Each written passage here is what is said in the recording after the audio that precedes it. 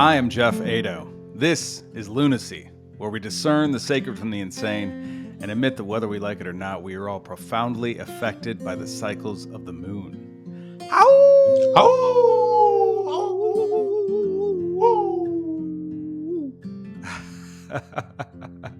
Nice one. Well, I've been practicing. Yeah, good. That's good. My luminary guest today is Charles Eisenstein. If you don't know Charles, he's a complete and total idiot. He only spouts nonsense. No.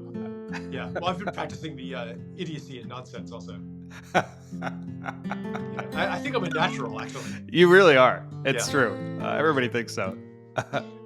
No, truth be told, Charles is he's an incredibly brilliant man. He's a genius in my estimation. He's somebody that's really gotten himself out of his own way, so much so that he can really act and be fully interconnected and really access that space and speak to us, his audience, and in a way that really provides a bridge to us for another way of being. He's somebody that really firmly and wholeheartedly believes in the beautiful world our hearts know is possible, and really just speaks in a way that makes that so much more tangible and accessible to the rest of us. And so I really appreciate and love that you came on the show. It's really like a dream come true for me, honestly.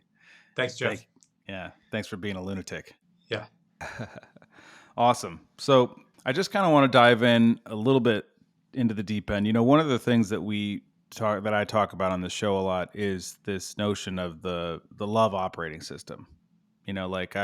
I feel as though we come from an inherited fear-based operating system, or like a greed-based operating system, scarcity-based operating system. And that part of my mission is to really embrace a love-based operating system, where, I'm constantly questioning, how do I love more? How do I give more love? How do I receive more love? How do I act from love as opposed to from fear and from scarcity? And I feel like that's really an underlying tenet of a lot of the work that you do, a lot of the writing that you do, a lot of the speaking that you do. And I just wonder if you could speak to that. What does it mean to switch from a greed-based operating system to a love operating system? And most importantly, how do we do that, Charles? How's it done? Well, I guess that in most people, both of these operating systems, all of these operating systems, love-based, fear-based, greed-based, are operating. And for me, it's not so much an abrupt switch from one to another. It's more that as I become aware of things that I had not been aware of before, then the love-based operating system just becomes more and more natural. For example, when I become aware of the way that other people mirror myself, then I no longer will default to a victim mentality or an us versus them mentality, because I realize that any challenge that somebody presents me is telling me something about me.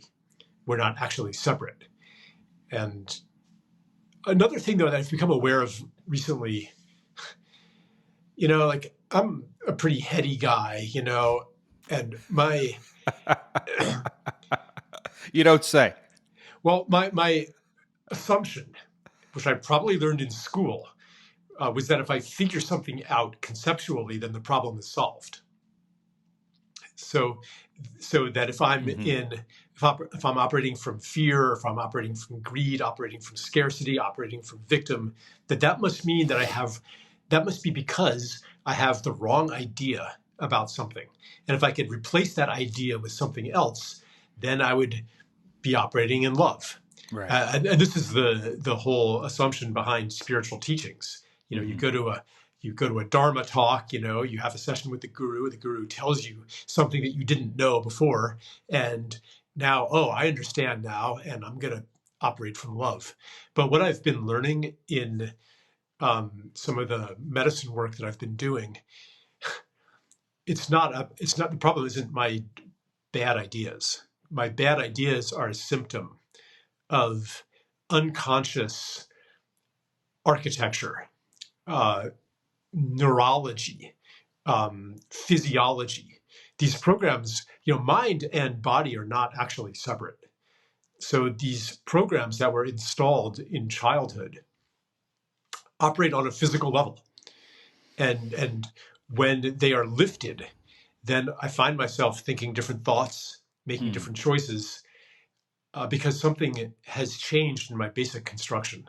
Hmm. And I say that because it kind of takes the pressure off. All this new age stuff about you change your beliefs and you'll change your reality can actually be very frustrating and self-defeating, Hmm. because can you really change your beliefs through an effort of will? Hmm. Or can you only pretend to change your beliefs? Say your mantra about how you are, you know, um, in overflowing abundance, but there's some part of you that doesn't really believe it. Right.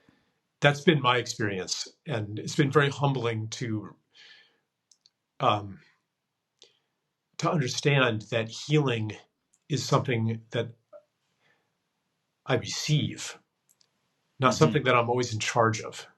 Yeah. Yeah. That's fascinating. Yeah, I definitely resonate with a lot of what you're talking about. It seems like there's got to be an answer, and if I only I can fix it, then I'll see the way and I'll start walking like the Buddha. But then Mhm. that just never works because the evidence in my life looks different than that, and also it's such a process of self discovery.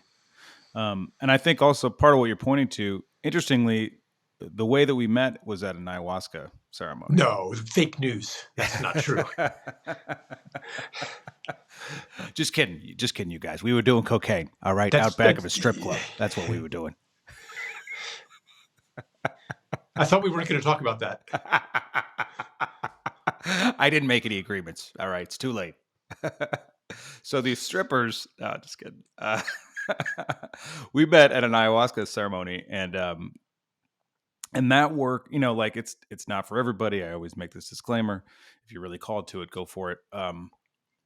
But that work for me has been so transformative, and it's weird, but I do feel like there are things that shift in medicine ceremonies, even in plant medicine ceremonies. Like we just completed a tobacco dieta where we were ingesting tobacco paste every day for 3 months and meditating with it.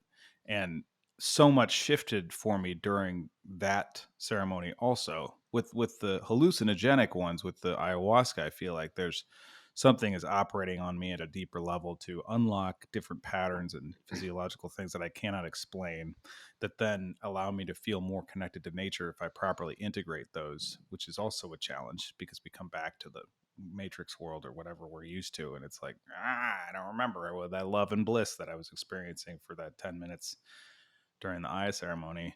um with doing a tobacco dieta, that was a much more focused grounding. That medicine for me is incredibly grounding and in integrity. It's just sort of like cuts out all the bullshit. You can't I was incapable of my wife and I, did it together, and we were fighting for the first I don't know, month that we were doing it, because all the little coping mechanisms that I had just fell apart. They didn't work anymore. The Mm, tobacco's just like, no, speak truth.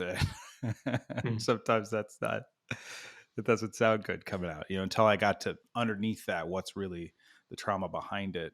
Um, then things really started to shift. But I wonder if if if part of the gateway to healing or to seeing from a love operating system is actively engaging these kind of, like, I would say doing plant medicine work is initiatory in so many ways. That's the gateway for a lot of us who are on the path of healing, and really want to actively embrace our own healing and sharpen the sword, so to speak. But then there's, like, my mom. She's never going to do ayahuasca. I mean, my mom is very transformed in a lot of ways anyway, but like just average people, what are ways that people can kind of like break themselves out of the fear-based, greed-based matrix, and like more thoroughly embrace a love-based operating system? Well, if one of them asks that question, it might mean that they are indeed ready for plant medicine or some other transformative technology. So they're not normal people anymore. Mm-hmm. They're already, at least for some part of them, that is embracing the intuition that something more is possible for myself and for my life. And when anybody reaches that state, before they've reached that state, let me say, there's no point in trying to cajole them or persuade them or pressure them into adopting some initiatory technology because they're not ready yet. Mm-hmm. And that doesn't mean that they're not as far along on the spiritual path as you and I are. Right. What it means is that they're inhabiting a particular story or a particular state of consciousness that we might judge as fear based. Um, but who knows? Maybe we're the ones who are more fear based. But whatever it is, they are inhabiting a state of consciousness, a state of being, a story, an identity that they're still not finished with, that Mm-hmm. they are maybe still growing inside of.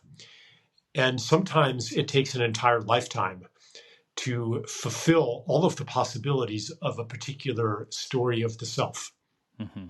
So if it's your mother, if it's somebody you love, um, I mean, I have people like that in my life, where I recognize, like, yeah, you're living out the story that you were born into.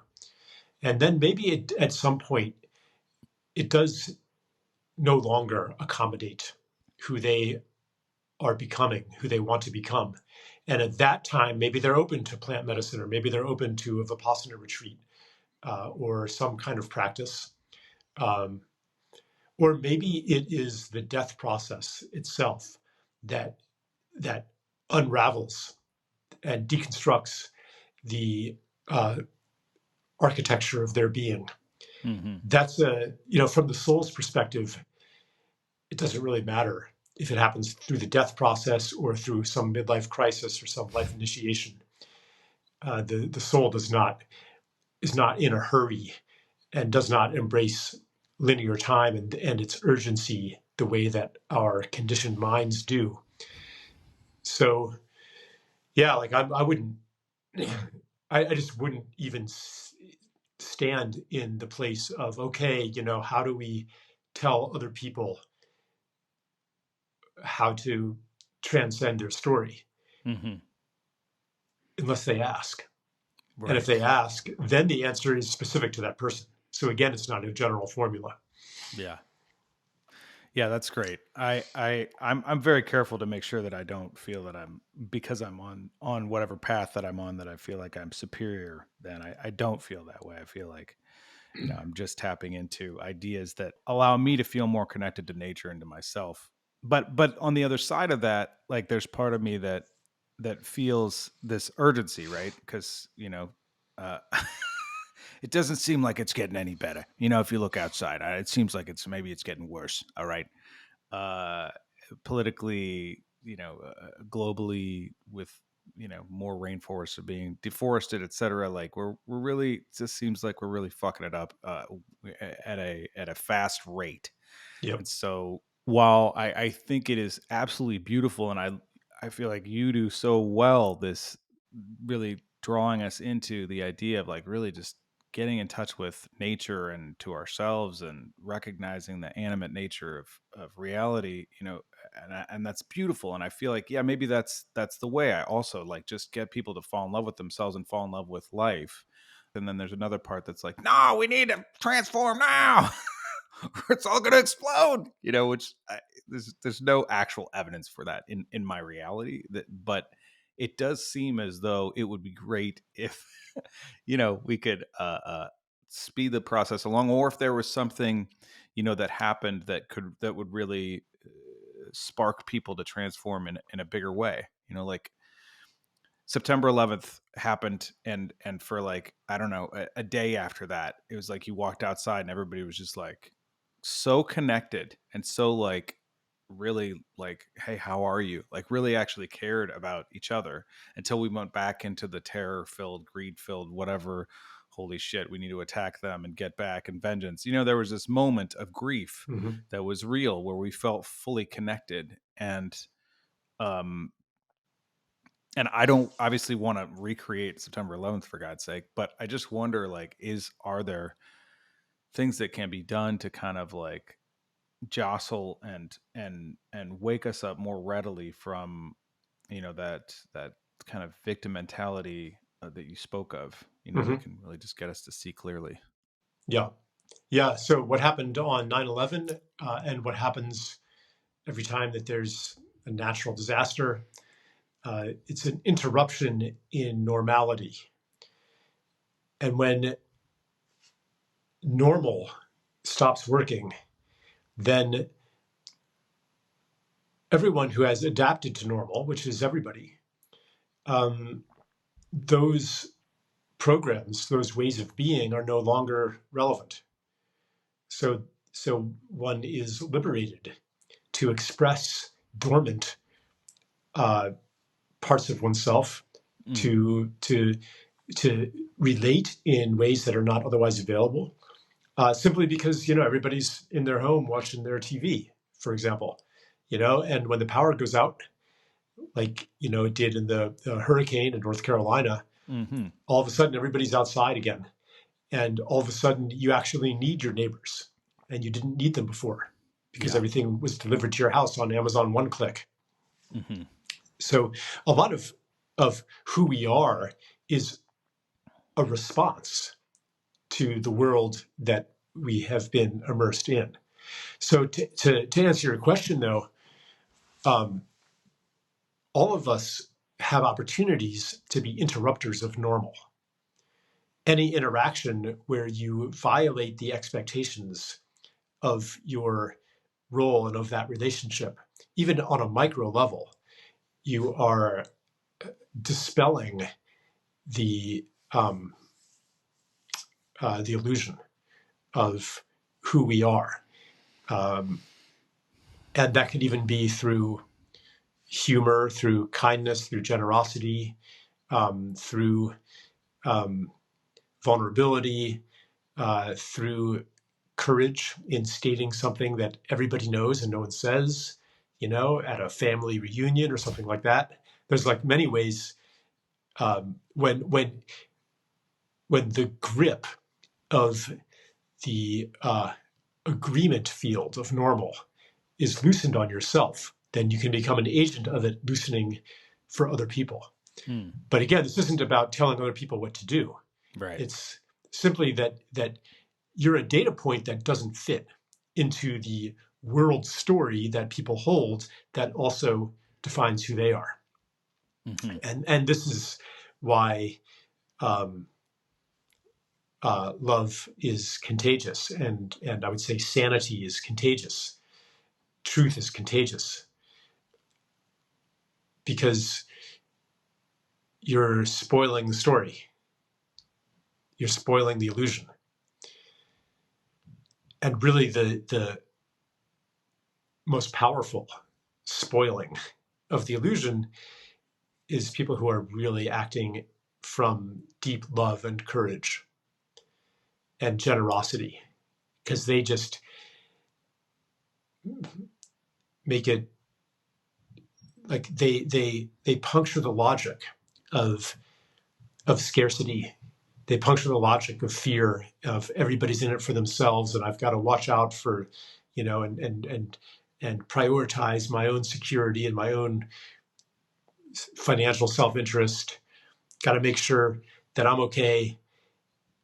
When somebody really steps out and commits an act of generosity, then there's part of me that's like, oh gosh, if they can do that, what am I so afraid of? Mm-hmm. You know? So yeah, the more that we inhabit the consciousness that is gifted to us, and it could be gifted to us through plant medicine, but it could also be gifted to us through the generous amazing people in our lives, the more that we also become agents of its spread. Mm-hmm. That's great. I also I do want to talk about Sanity a little bit because I don't know if you noticed that the title of my show is Lunacy. All right, Yeah, I'm holding it right here. It's very nice. yeah, That's a very nice image.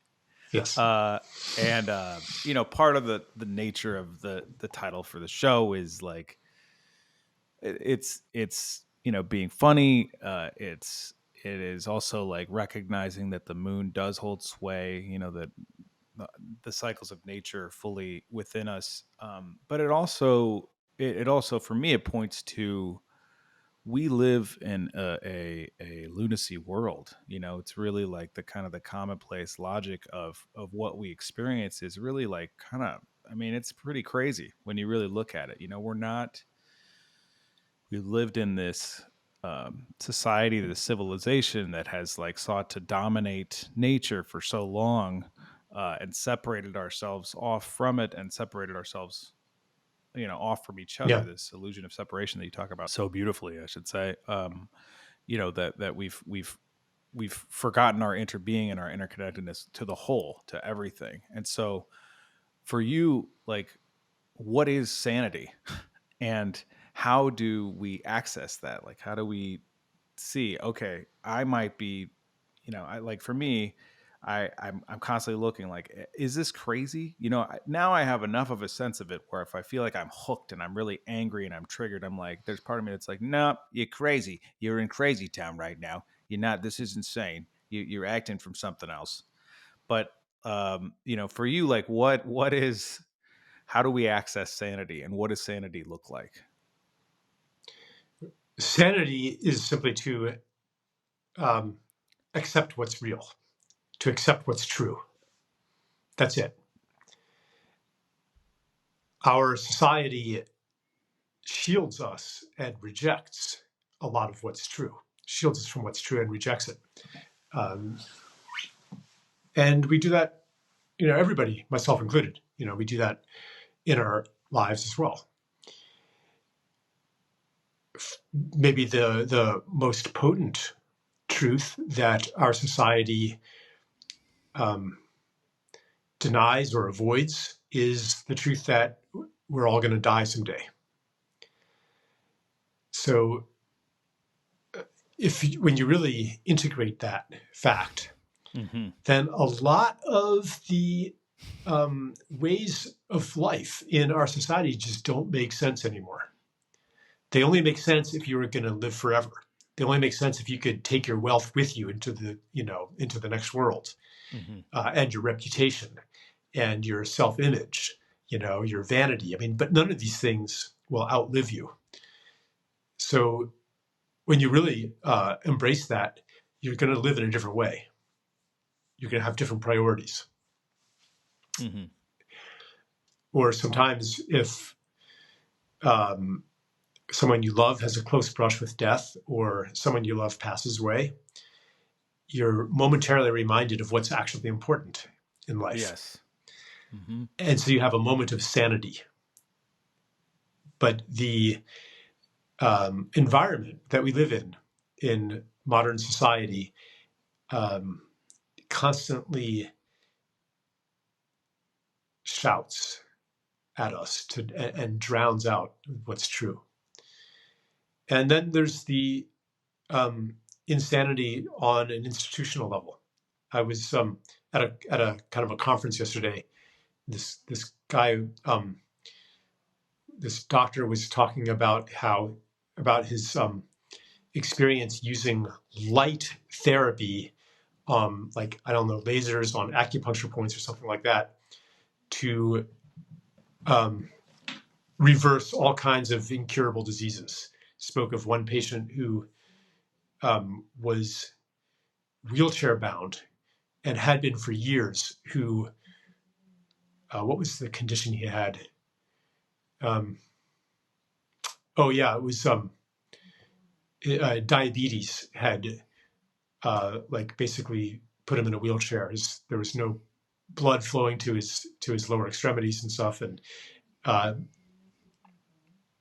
then he showed like these thermal images of the guy's legs a day later and 2 days later, and he was walking again, And the response, though, um, was that this man was investigated and shut down. The Like doctor. the doctor, Oh. yeah, the doctor, because Oh God. and when you Help get us. into the yeah when you get into the world of alternative medicine, you hear stories like this all the time. Yeah. So here's just an example of normalized insanity. We have an entire system that um, ignores and repudiates the inexpensive, non-patentable, and paradigm-defying therapies that would revolutionize um, the state of health of in our country and around the world. Mm-hmm. Um, and even when like I'm aware of all these things, yet if I get into a conversation with somebody about healthcare and health insurance, I mean, I kind of tend to compartmentalize that knowledge. And I'd be like, hold on, the whole premise of this conversation is wrong. Mm-hmm. We don't have to be spending all this money. Like the Right. solutions are all right in front of our face. Yeah. And what's true in healthcare is true in every other field. You know, agriculture, education. I mean, everything. Mm-hmm. This is why I speak of the more beautiful world our hearts know is possible. It's not something millions of years in the future that requires some miraculous technological breakthroughs or a fundamental shift in human nature. Like all of it's right in front of our face. Mm-hmm. We just have to. Well, then we have to ask why. And this gets back to the earlier question: why do we not embrace what is true? And I come back to, well, the story that we have been living in maybe hasn't been told to its conclusion. And the current state of insanity and the horrifying dramas that are playing out all around the world, whether you're talking on a political level or invisibly inside people's homes, maybe the totality of these dramas is necessary for human beings to evolve, in this context of insanity and hardship and horror. Maybe we learn things about who we are and develop the capacity to love in adversity. But, like you were saying about your urgency, I too feel called to make this stop. And what I have come to is kind of a prayer of availability to say, Mm. I am available as an agent of healing for the people who come across me and who intersect with my path, and for society at large. Whatever opportunity that I have, I declare my availability to serve that opportunity.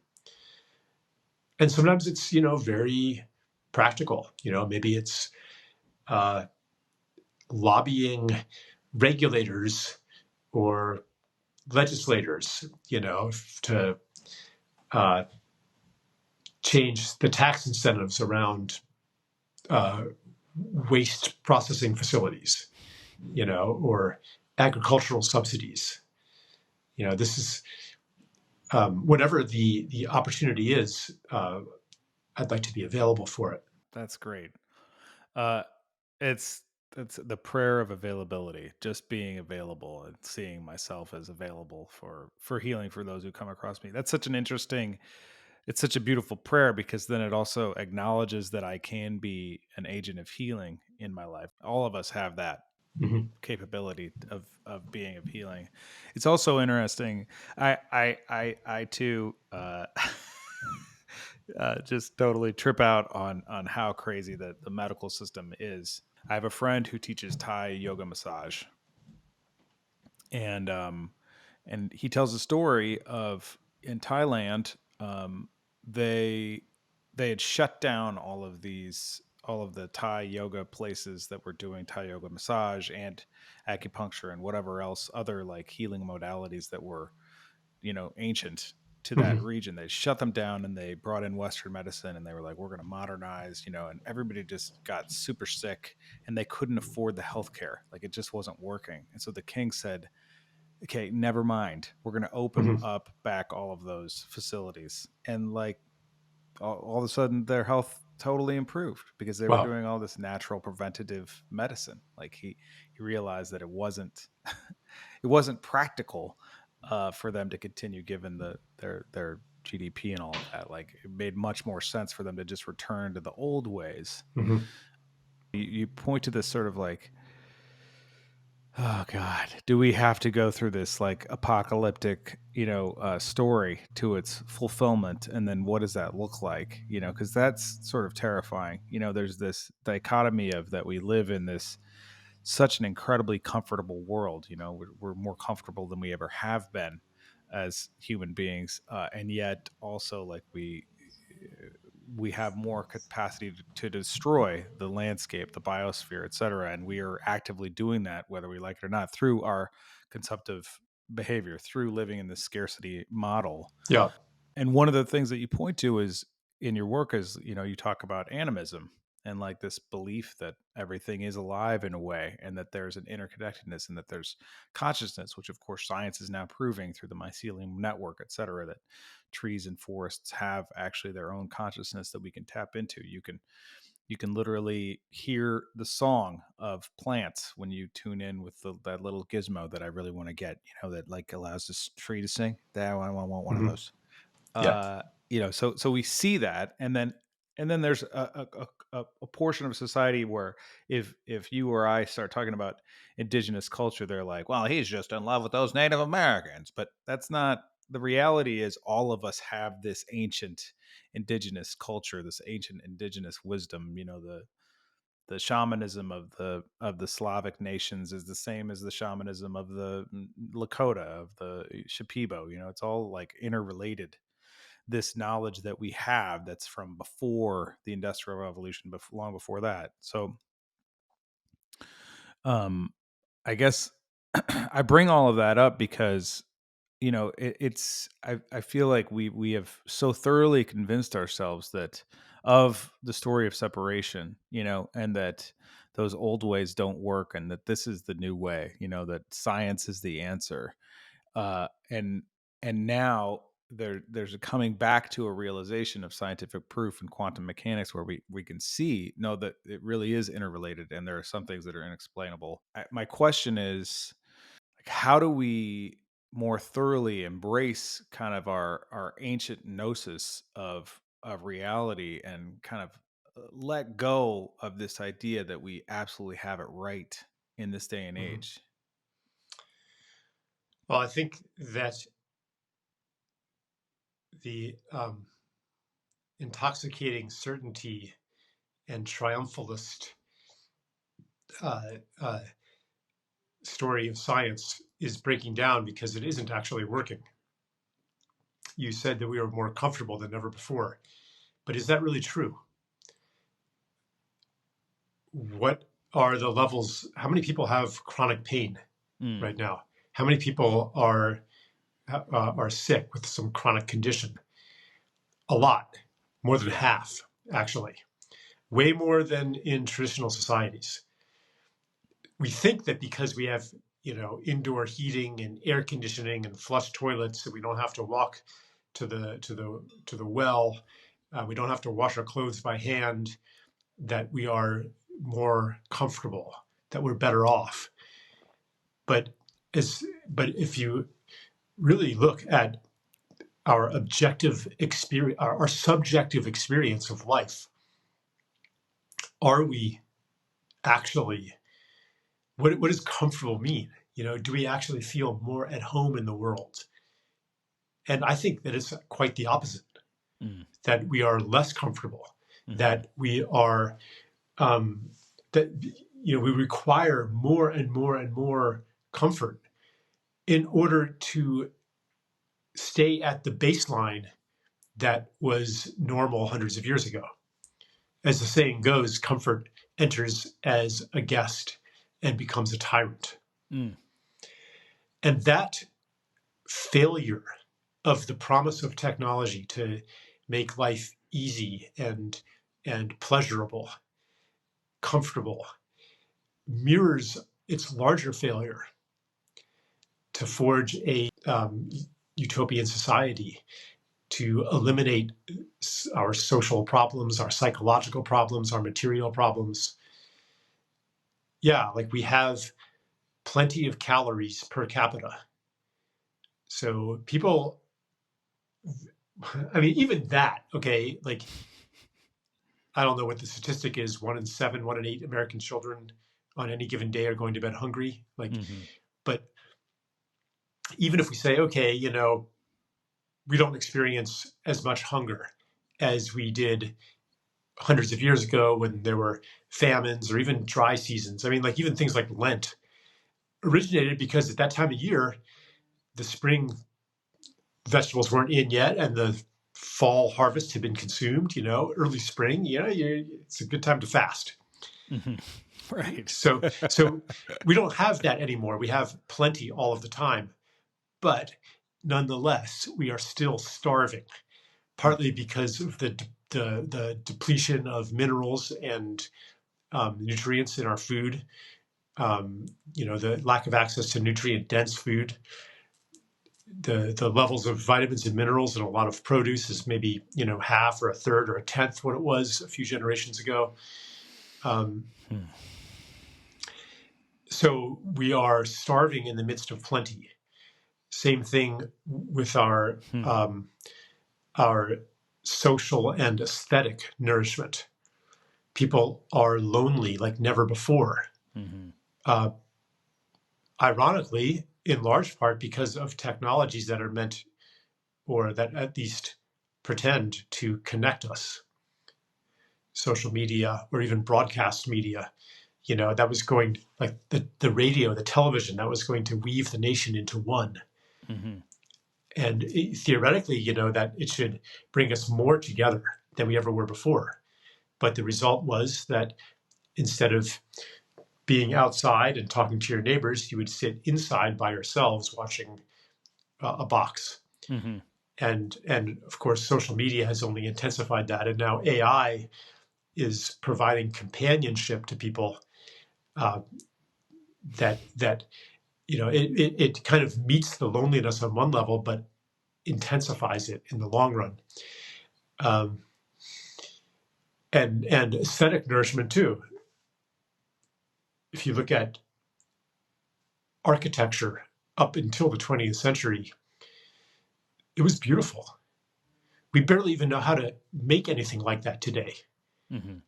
If you look at a normal strip mall or even like an upscale mall, you know, it might have some decorations on it.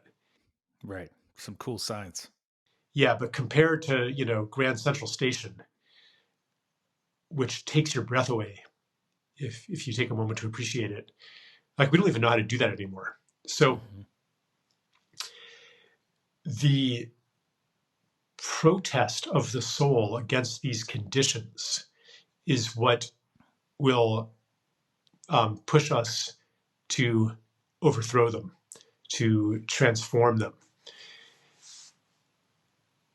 And so I would say that, and what suppresses that impulse is the ideology of normalcy, the suggestion that this is just the way things are.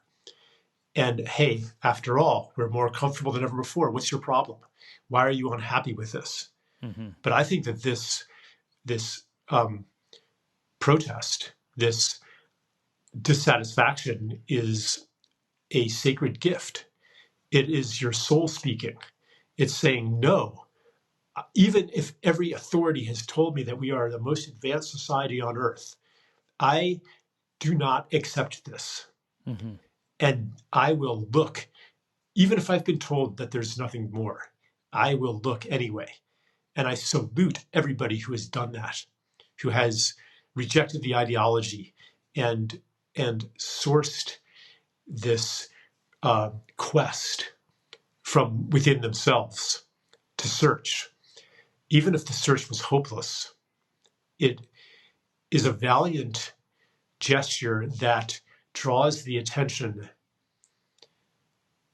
of those beings who will provide what you were looking for that you couldn't find. It's like Neo in the Matrix. Mm-hmm. Everything that he searched for was still inside the Matrix. He could not, operating in the Matrix, find anything outside the Matrix.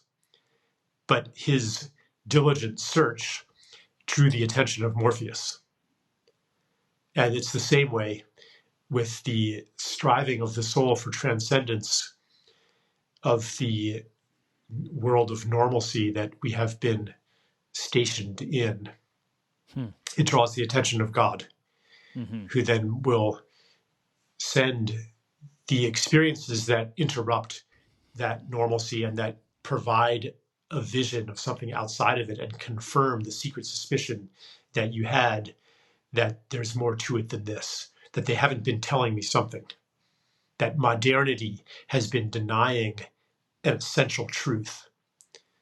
And that confirmation, when you receive it through grace, it can be through a human being, the kindness, generosity, love that I spoke of, could be through plant medicine, it could be through just a spontaneous experience, whatever form it comes, it sets a process in motion that is unstoppable. That's beautiful.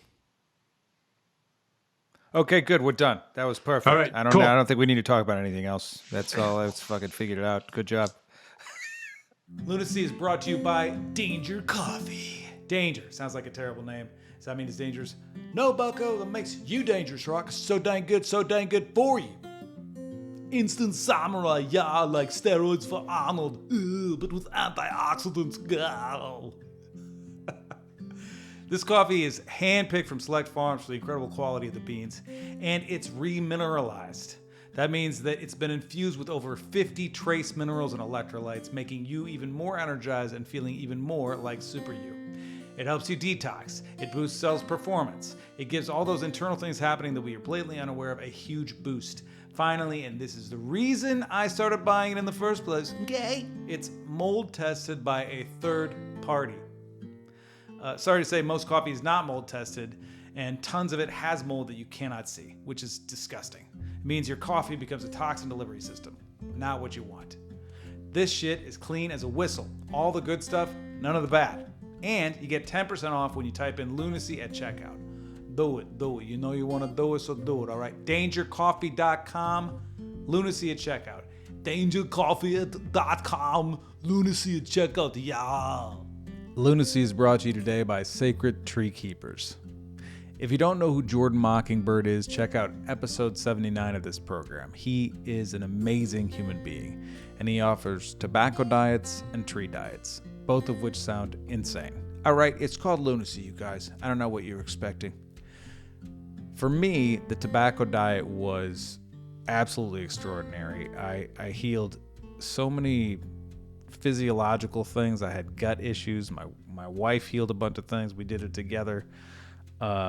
It was also incredibly empowering in a way that's hard to put into words. It really woke up my warrior spirit like nothing else. The oak diet, which I also did, was so healing and cleansing and empowering, and I released like a lot of shame, actually, if I'm going to be honest about it, and I will. The whole thing about being a tree hugger, you remember that back in the 60s? This is next level. You're drinking trees, all right? But it really is a gateway to sanity. It really is. It's a way to commune with nature in a way that you really don't ever get the opportunity to do so. There is a diet coming up, a metasequoia diet in British Columbia on Salt Spring Island.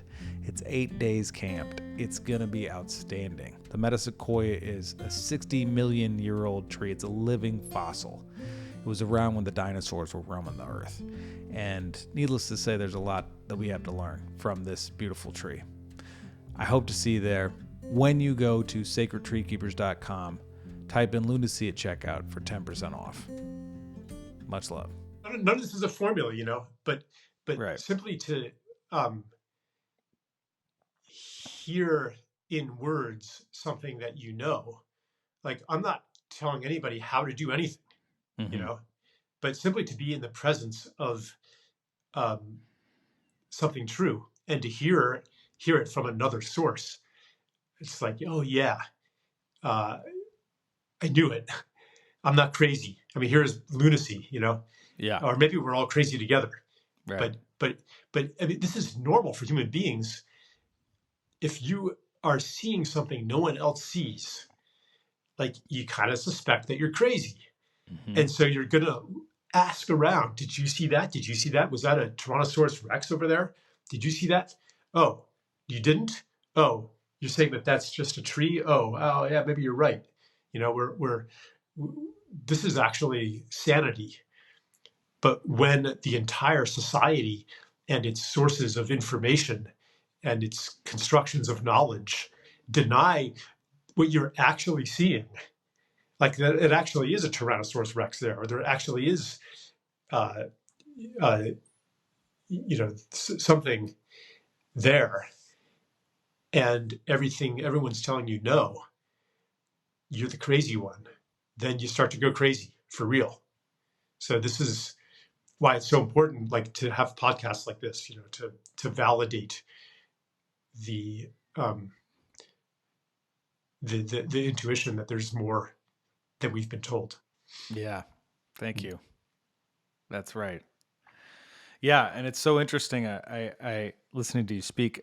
Part of it is like, this notion that we I feel like we have become addicted to comfort. I mean, we have become addicted to comfort, to air conditioning, and not having to walk places and that kind of thing. And the old folks weren't doing that. And when you look at the blue zones, what are they doing? They're climbing a ton of stairs. Is what they're doing. All right, all those guys have to climb a lot of stairs.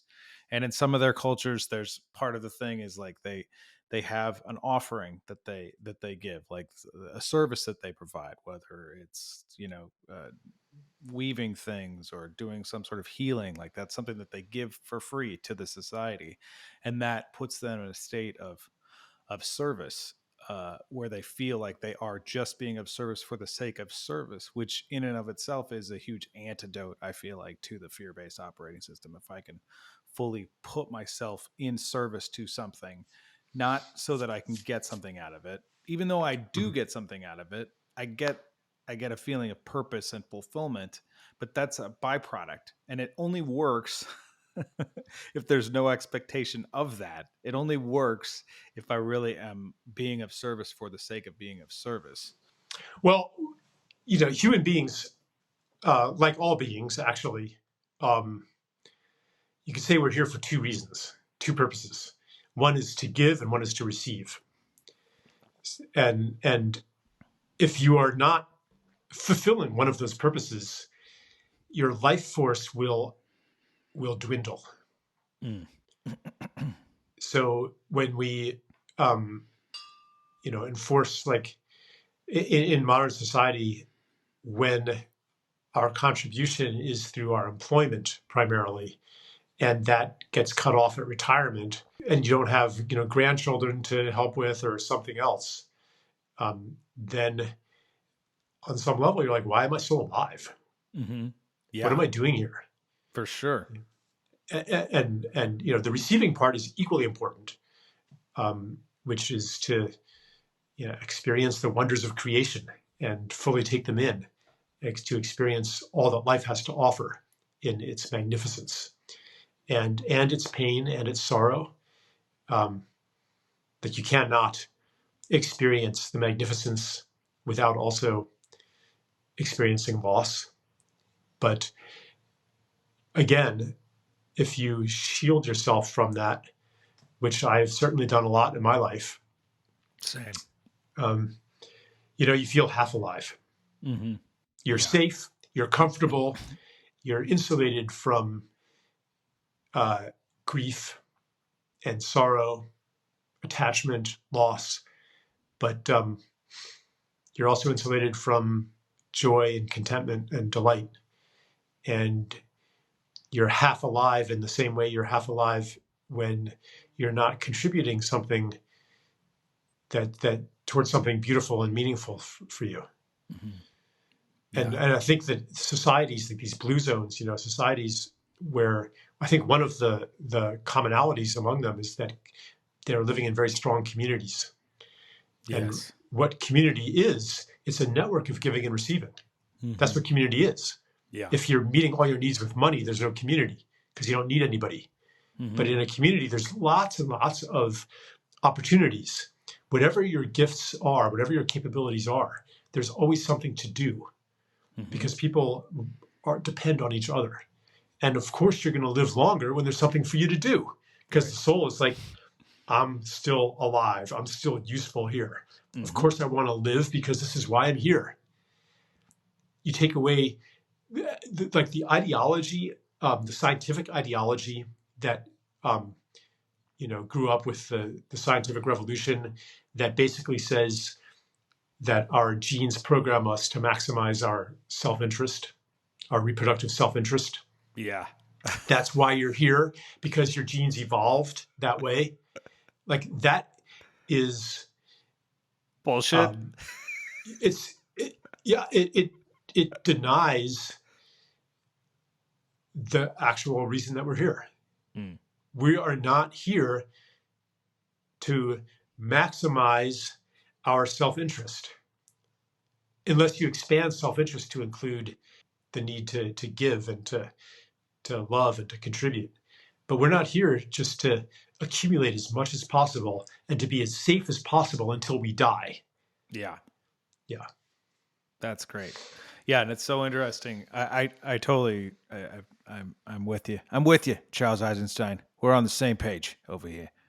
Um, I also, what's fascinating, and this has been pointed to, but like, there's so much of what we're trying to do is to numb ourselves even further. All these different drugs that you can take and Xanax and whatnot. It's just like all geared towards just not feeling, and being more comfortable when in reality that comfort, as you pointed out, like the addiction to comfort leads to greater discomfort because it leads to chronic disease, etc. And this separation, um, we're striving so hard to numb that part of ourselves, and there's so much value in the discomfort. Like the first guest that I had on this program a couple of years ago when I started with my friend Sterling Hawkins, and he wrote a book called Hunting Discomfort. And the Mm. whole premise is like actively hunt discomfort. It's going to be there anyway. Go after it, seek and find it. That's the only way to grow is through discomfort. But we in our society are so addicted to the comfortable that we just numb ourselves out, and that's having been through that myself, even continuing to go through that at different times. That's it's not like I haven't reached the top here. I don't think there is one, but having numbed myself out with different substances, whether it's marijuana or alcohol or Xanax or whatever, like I get what that empty feeling is like for my own soul and for my own self. And that's part of it, is that recognizing I have to experience the other side, that pain is there for a reason, and for me to numb it out doesn't allow it to teach me the lessons that I need to learn in that instance. Like I have a big theory and idea that what's going on, like why do we keep doing these fucking wars, where we're just actively murdering large numbers of people. Like what is all that about? Why is that a thing? And why can't we get past that? And of course, there's like, you can look at all the different mechanisms of greed in the military industrial complex and how much money they're all making, et cetera, and the escalation of dehumanization in order to murder people, and all that is like terrifyingly valid. But then also, what's missing, I think, is grieving. Like there's not we're not in actively embracing the act of grieving, of feeling the actual loss. We brainwash these kids in the military. We send them off to kill people. We bring them back. What do? They kill themselves. There's more people that die from suicide than in actual combat. Why? Because we've convinced them that it's okay to do that, and then they come back and they're like, "Wait, I don't think that's okay. I really wish I hadn't done that. I think I'm gonna, for whatever reason." That's maybe an oversimplification. It probably is, but maybe it's not. That's definitely part of it. Like, we don't take the time to actively grieve and feel into those feelings that we might not want to. And I feel like we're desperately missing out on such a critical part of life, which you partially pointed to here. It's like, yes, it's great to feel all the bliss and the magnificence, and it's also great to feel the the horror, the pain, the grief of life, the sadness that it's so temporary. And the more that we cut ourselves off from those feelings and don't actively seek to feel them, even though they are uncomfortable, the more I feel like we rob ourselves of our vitality. Yeah. Grief is the process of integrating a loss. It's it's the way that you come to terms with the truth of what has happened, which is that something has been lost. Or, I mean, it could be something that you never had. Um, but but to avoid grief, you have to pretend that either something wasn't lost or that it wasn't very precious. And usually that is a lie. So grief is an expression of sanity, as I defined it before, Mm-hmm. the acceptance of what's real. Loss is real in this world. And if you bypass it, well, grandma's in heaven now. She's not really gone. No, she's gone. You will never talk to her again. You will never hug her again. You will never you'll never hear her voice again. She will never, play checkers with you again. Like, this precious being is lost. When we get into the habit of denying the preciousness of each other, then there's a much lower entry barrier to war, because we can wage war in the pretense that every single person who dies is not an infinitely precious being. Mm. Somebody's son, somebody's brother, somebody's spouse, somebody's father or mother. When you can pretend that, Yeah. when you can dehumanize people, when you can not fully be in reality, then yeah, the entry barrier is a lot lower. Mm-hmm. Really, what we're talking about is fully being here, fully accepting our incarnation, and ending the campaign to transcend it. Mm-hmm. Religion has often been an attempt to transcend and deny actually being here. That's a perversion of true religion, but it's what it has often become. Mm-hmm. This, kind of transcendentalism, this disdain for the material world. But we did not come here to disdain it. Mm-hmm. Life is a gift, and the world is a gift. And we have to accept that gift in order to fulfill the purpose of that gift, and to fulfill the purpose of our choice to incarnate, to receive the gift of life. So not only religion, but science also, and the ideology of scientific transcendence of the material world has also contributed to this rejection of worldliness, this ambition to transcend it, to achieve immortality, to upload our consciousness into computers. And even comfort, in a way, is a insulation Mm-hmm. from the world. So, this has been a theme in my own life too, where when I was a kid, I was praised and rewarded for the accomplishments of my mind in its abstract cognition, its manipulation of symbols, its ability to write the correct answers on a piece of paper, my talent for mathematics, philosophy.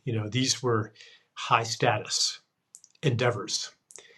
And, I if I had expressed an interest in pursuing a career as a plumber or an electrician, or something like that, that would have been discouraged. Like that would be considered this is a general pattern. The more material the profession, the less status it has. Mm. This is another, like the highest status is the scientist or the person who works in symbols, the banker, the Mm-hmm. the consultant.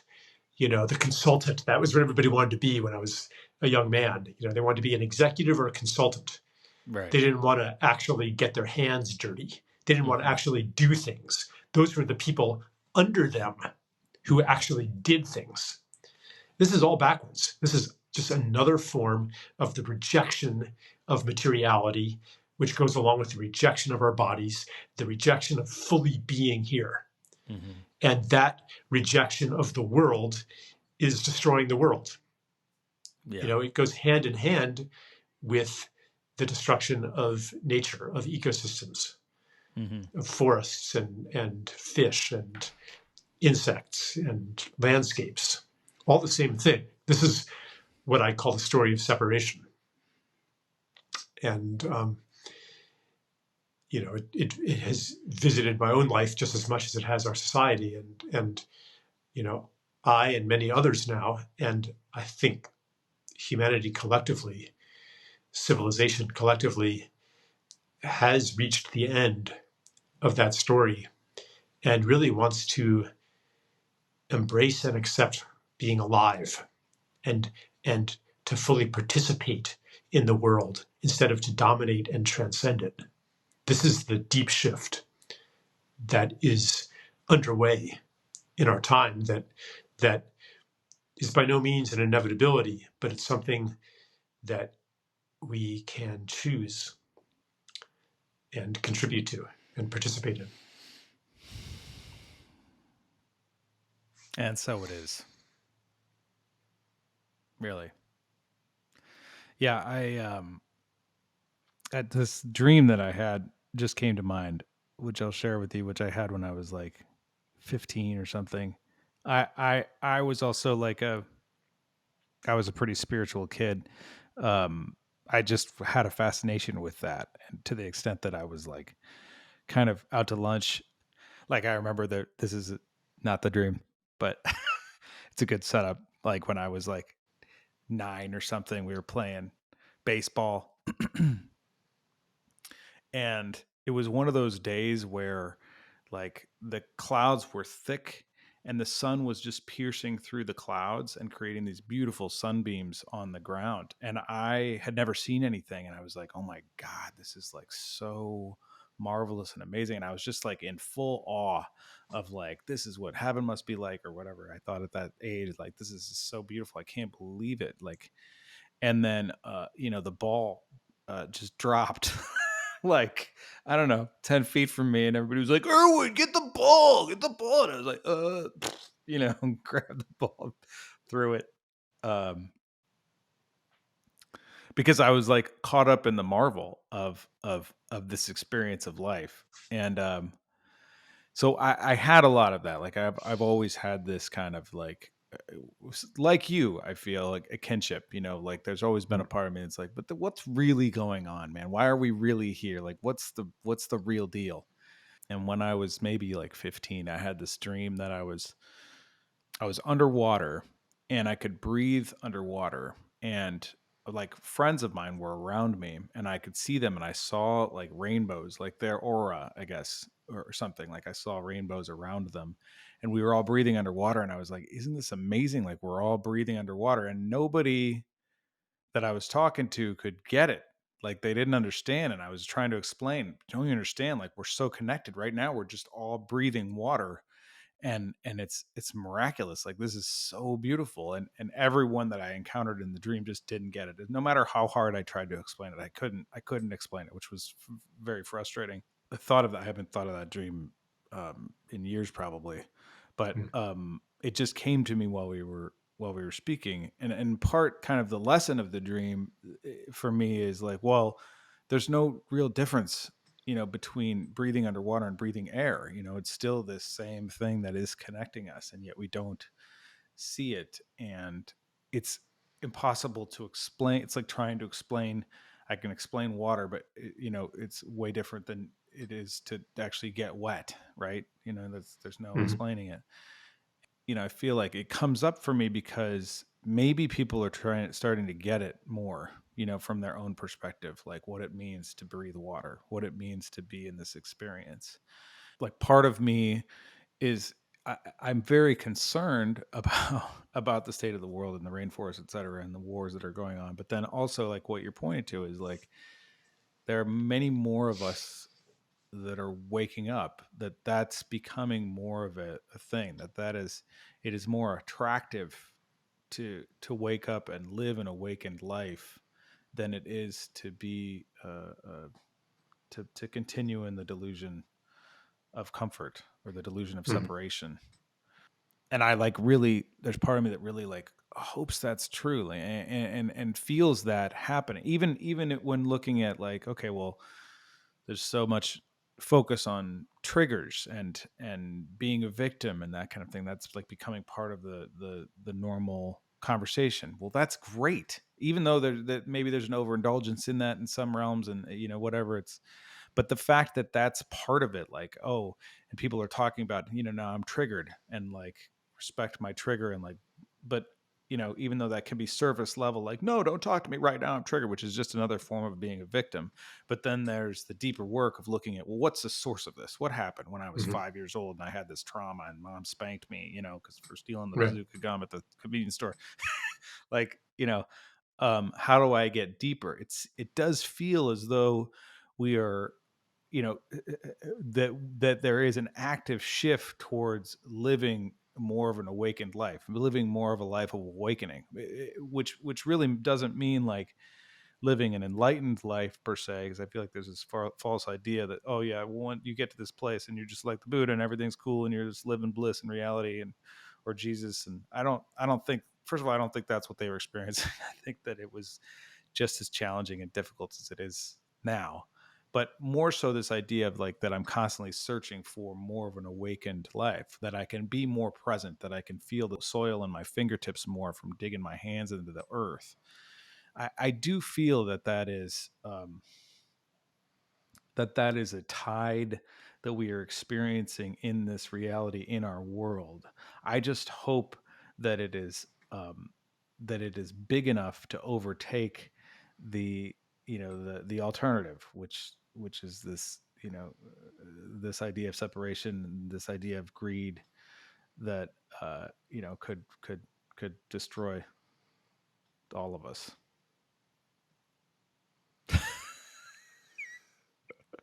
What do you think, Charles? Well, I don't know. Why don't you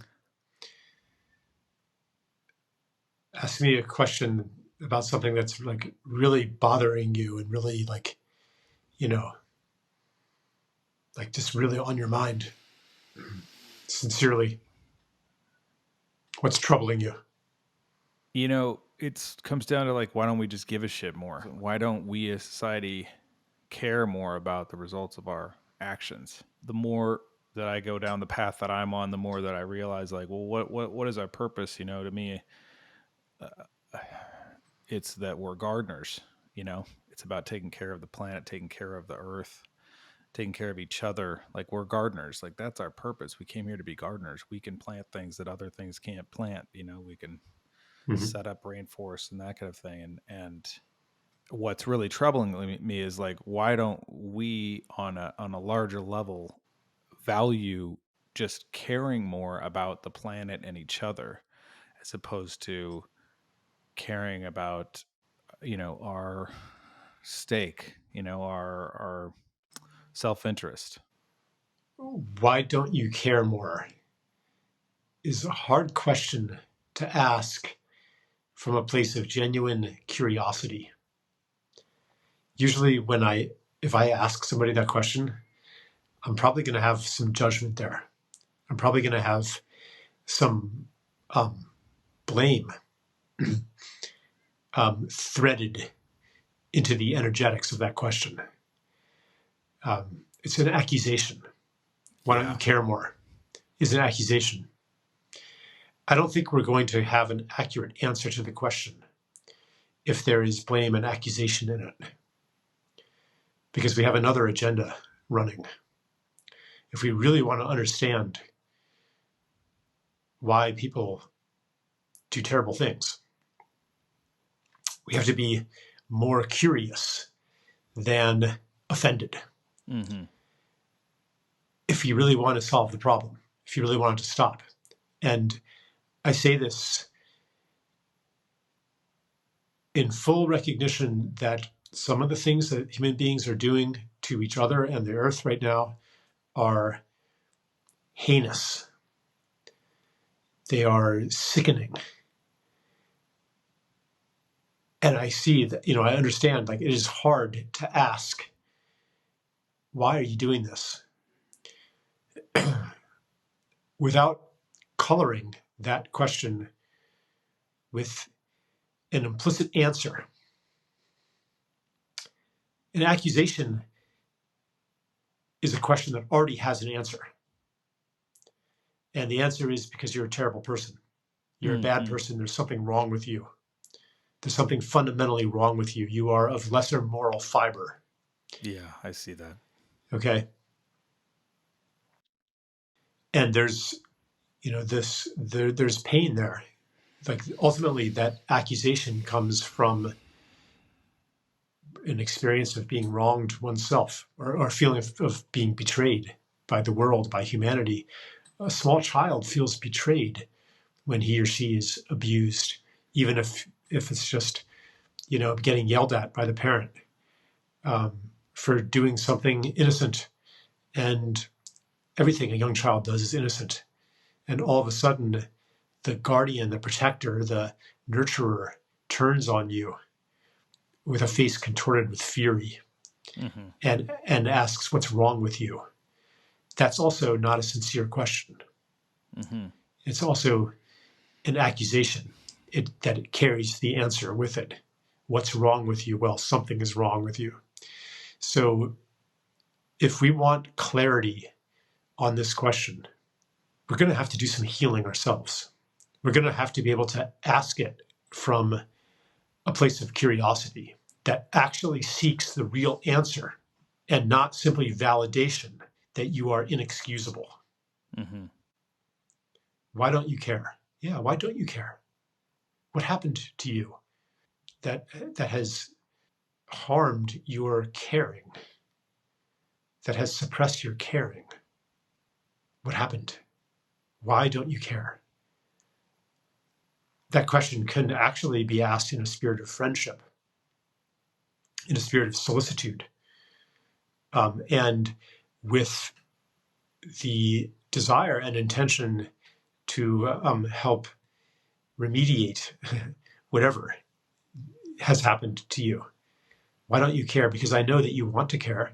I know that you should care. I know that if you were whole and healthy, and then you would care, because you're a human being just like I am. You are love incarnate, as all of us are, but something happened. So how can we fix that? How can we heal that? When the question comes from that place, you will get answers. And the answers will not validate the secret agenda of proving that you are better than somebody else. And that there's something wrong here. There's something wrong with them, something wrong with me. Yeah. Right. But you will get answers, and those answers will help you be a force for change. Thank you for that answer. That was really I just learned something more valuable for myself. and the power of curiosity is so deep. Like the power of authentic curiosity is so deep. Um, Yeah, and it's a friendly curiosity. It's a loving curiosity. yeah, Yeah. like really truly being curious, like Mhm. not from any sort of judgment or preconceived judgment or need to be better than Mhm. or need to be right. So a lot of what you talk about in the more beautiful world our hearts know is possible in sacred economics is the idea of transforming systems, the military industrial complex, corporations, Mhm. interest based debt. How Mhm. is it that we evolve into this beautiful world that our hearts know is possible, into these systems that are more generosity based, more gift based? How do we like truly interrupt the status quo that is so interested in continuing what it's got going on, the power and the greed? How is it that we evolve and shift those systems into ones that are really more natural? I think it happens through choices that are made when normal stops working. Every time normal stops working, we have a choice to set off in a different direction. Whereas when normal is working, the inertia of the systems makes them unchangeable. And, in the next few years, we really could have an interruption in the functioning of the current economic financial system. And in that moment, if there is enough consciousness of an alternative, then it is available to choose. Um, how do we do that? you know, I mean, I don't have a plan to change the minds of the people who seem to be making the choices. I Um, wish you did. I'm glad I don't. A lot of times those plans are um, just a way to alleviate a feeling of helplessness, Right. to feel like you're in control. And probably destined to fail anyway. So, Yeah. mhm.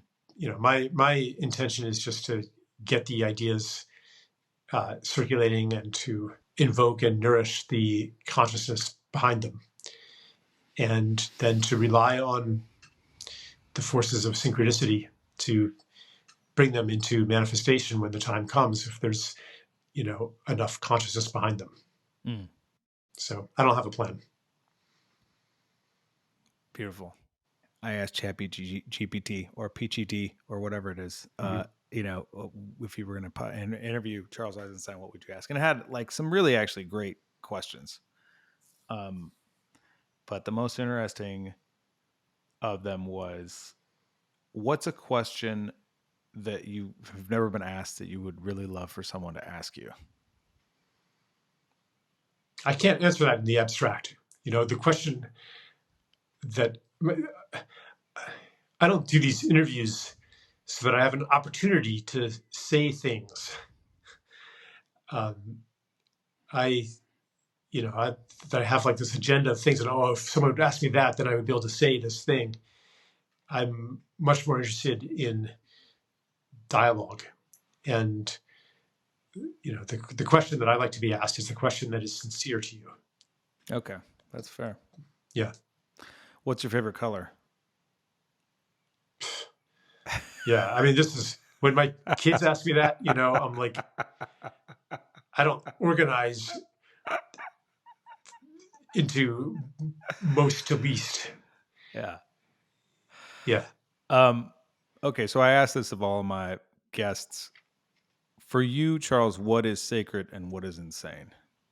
Sacred is something that I feel the presence of, and maybe I'll use the word sacred. I don't think I could define or reduce that feeling to a definition and say, okay, here's the conditions when I feel it and here's when I don't. But I could maybe say that um, I experience something as sacred when its uniqueness and power and aliveness are palpable. I experience it as a feeling of awe and almost humiliation, you know, the felt experience of being in the presence of a vast being, a vast intelligence. Something is sacred when it reminds me or opens a window into the alive, intelligent consciousness of all things. And for certain objects or sites, places, it's a lot more obvious there that the cosmos is intelligent and alive and conscious. What was the other part of the question? What is insane? What is insane? Insanity is to operate in ignorance or rejection of something real. Mm-hmm. Insanity is to pretend that what is real and true is not. Yeah. That's great. That's great. I really want to acknowledge you. First of all, thank you for coming on this program. It really means a lot to me. And I love you, man. I love your work. I love who you are. I really appreciate you. I feel like you're a brother of mine. Thanks, Geoff. And I just also want to acknowledge you because I feel like what I love about your work so much is that you make it very accessible, as I said in the introduction, but it's also just like you make it normal for us to question reality and look deeper and like really feel that sense of interbeing that is already there, that's already part of us. And that's so tricky, and you do it so well. I just really want to acknowledge you for the stand that you take, for yourself, for all of us, for just for humanity, really. It's beautiful to witness and to be in your world and in your orbit and with you in this field. So thanks for opening yourself and choosing the path that you've chosen. Thank you, Geoff. Yeah, great. All right. Anything else you want to say before we wrap it up here? No, I feel pretty good about, our conversation. Like I said, I didn't really come in with an agenda of things I wanted to say. So, yeah. Yeah. Beautiful. I mean, I suppose this is the time where I should promote something. Do you have any other like offerings that are coming up? I'm thinking of, I'm considering very seriously offering some kind of, not really a podcast, but like kind of a meditation prayer program or series that speaks from and to the field of sanity. Mm-hmm. But I haven't really figured out exactly how I want to do that yet. But if people subscribe to me on Substack, I'll announce it there if I do it.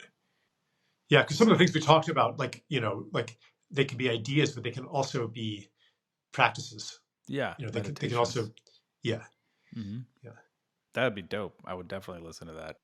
Yeah. Thank you, everybody, for Amen. Thank you, everybody, for tuning in. If you want to support this program, go to patreon.com/Lunacy Podcast. Much love. See you next time.